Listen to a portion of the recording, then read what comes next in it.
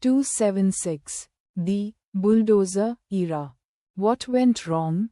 The Bulldozer architecture, 2011, is remembered as one of AMD's most difficult periods. AMD attempted a radical concept called clustered multithreading, CMT, instead of traditional cores.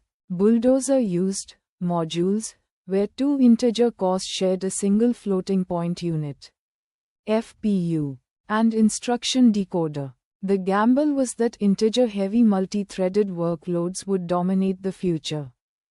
Technically, the failure was threefold. First, the shared resources created massive bottlenecks, leading to poor single-core performance, IPC. Second, the architecture required extremely high clock speeds to be competitive, which led to excessive heat and power consumption, TDP. Third, software at the time was not optimized for this specific module-based threading.